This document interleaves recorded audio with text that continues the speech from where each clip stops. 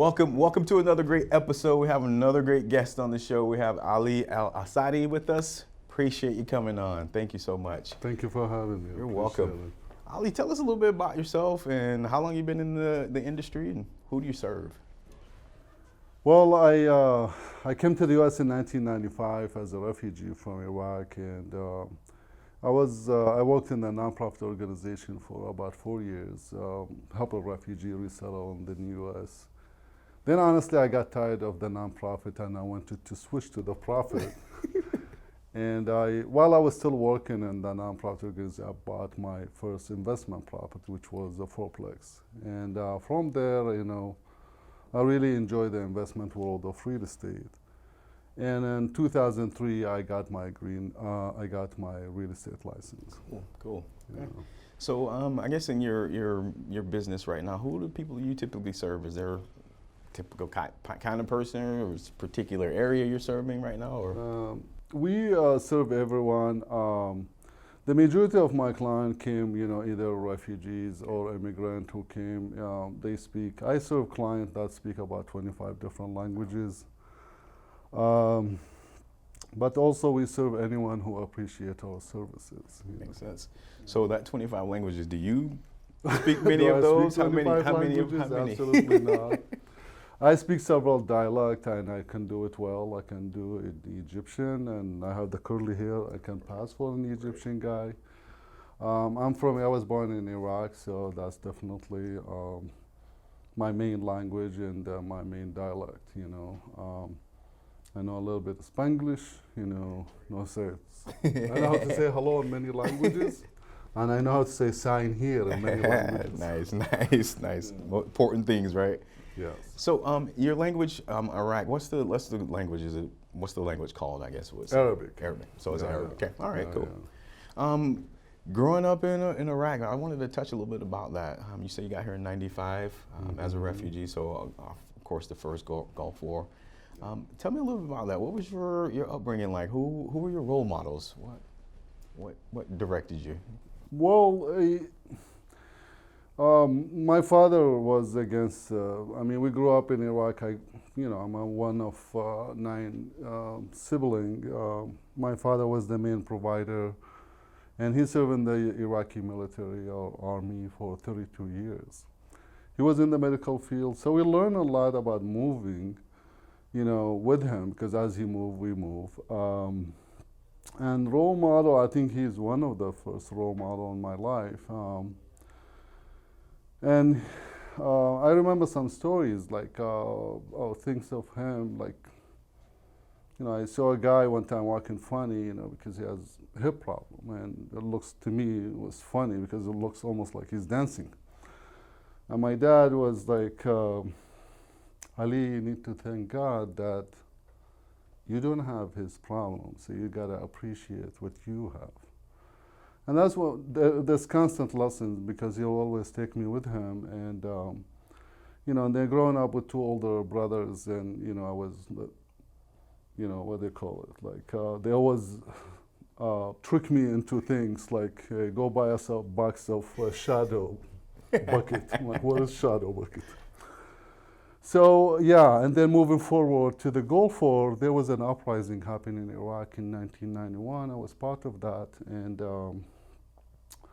then after that we have to move to a refugee camp to be protected from the brutal dictatorship of Saddam Hussein at that time. So, we moved to the south, and then after we were airlifted to go to a third country, and then we got processed to come to the U.S. So. Were you personally involved in the uprising? Were you kind of on the ground doing some things there? Yeah, I was a freedom fighter.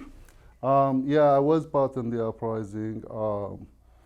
It was mostly like to change the system from dictatorship to a democracy, something equivalent to what the U.S. is. Right.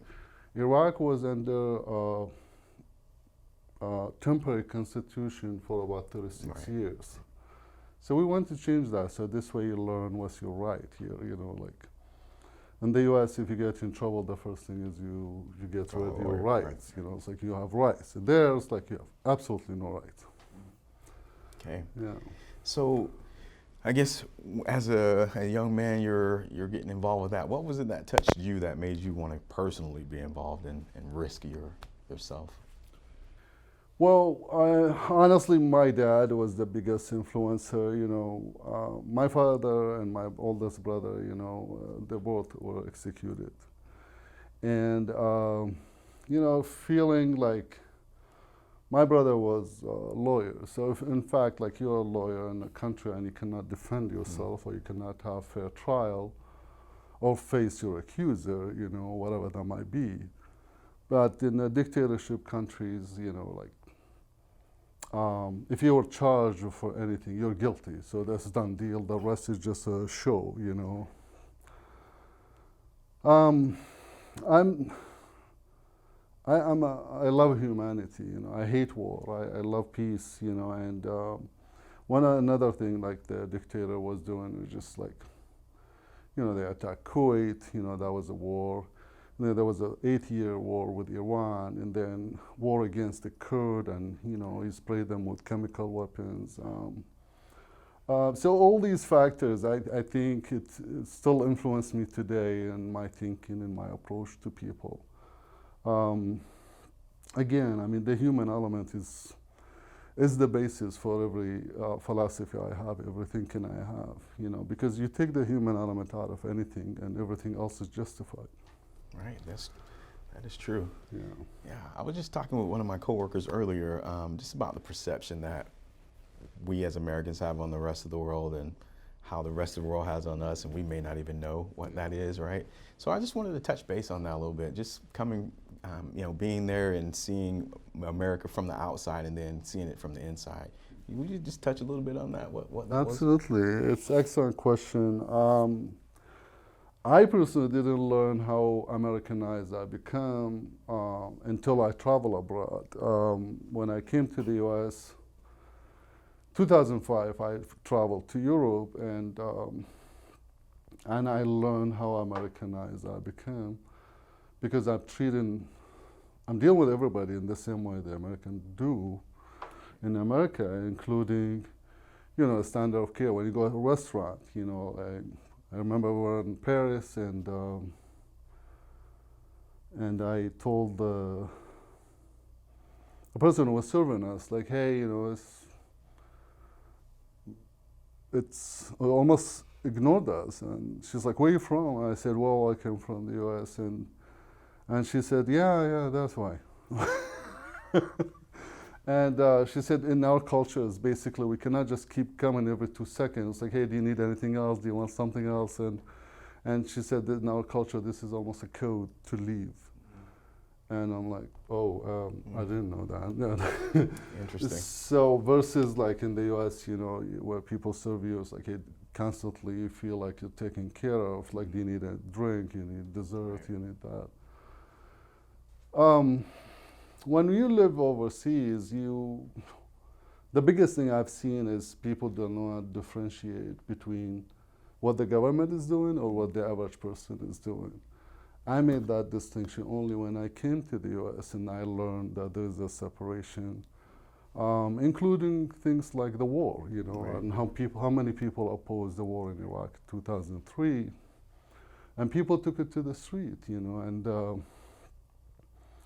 but for the Iraqis, for somebody who never left the country, they don't differentiate between the average person, and that's why you've seen some people fall victim because these people represent, might be a private company or even private contractor, but to the average local, like this is represent a country, So that's, I think, the biggest or the main distinction I learned to make. But again, and sometimes also we don't know how much we change until we go back. Like I went back to Iraq in 2007, and one of the things my sister noticed, like, it's like, Ali, you're very direct now, because, in our culture, it's like, if I want to ask you for money, then I'll tell you this long story about how the car broke down, and my children are sick, and the rent is due, and then you get, Get the point? You get the point. It's like, hey, do you need to borrow money? Well, Americans say, can you borrow me money? I'll return it on Monday. Right. So that's the Right. that's the big Interesting. differences. Man, I appreciate that. And it's just slight little differences that could set off a war, really, right? Just little things, little Absolutely. things. Yeah. I really do appreciate that Sure. perspective. Thank you. Yeah. So I always like to ask, as a kid, you're trying to help out with the family, you're trying to find yourself, and one of the ways that you do is, selling things or trying to make a living somehow. Yeah. What would be a unique way you've gone about doing that? Well, my dad was a military man, so his idea of learning how to sell things is you come work with me. So it was a lot of that. He was a man of many trade. He did electric, plumbing, and both of my oldest brother, they also were in the building industry.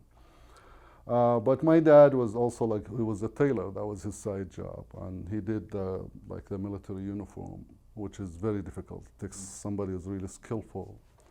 But I was going there with him, just ironing pieces. It's like, hey, you iron this. I'm like, okay, what else I do? I iron this one. So there's a lot of that, and then I get a few cents during the day, Just helping out dad. Huh? Yeah, absolutely. Cool. So what did you want to be when you grew up?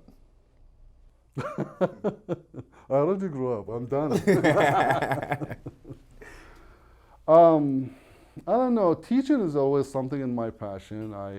I love to share with people my knowledge, and I like to give things 100% before I move the next thing. Like I did poetry. I paint, and all that. But I think teaching is the biggest thing. Like even in real estate, I'm still doing real estate full time, but I'm building toward becoming, an instructor, maybe a national speaker, and that's why I wrote the Healthy Home class. Right. So I guess I love that. I love that teaching. We can all do that, right? Yeah. Let's talk a little bit about that class. What is it what inspired you to create this type of a content where it's focused on the earth and green and health? Absolutely. I think there's learning gap between, you can, if you go now and search for any course, you'll find all kind of courses. But I can guarantee you cannot find a course built for real estate by a real estate agent that connect the dot between our health and our home. My background is in sustainability, and I was one of 8 realtors in Arizona to get the green designation. And from there, I thought, hey, I go now, and I'm a warrior, now I go change the world, and I learn when you speak green, people, or the world is not ready to be changed. Because that's another thing you learn about the US, the change can happen, but it's very slowly.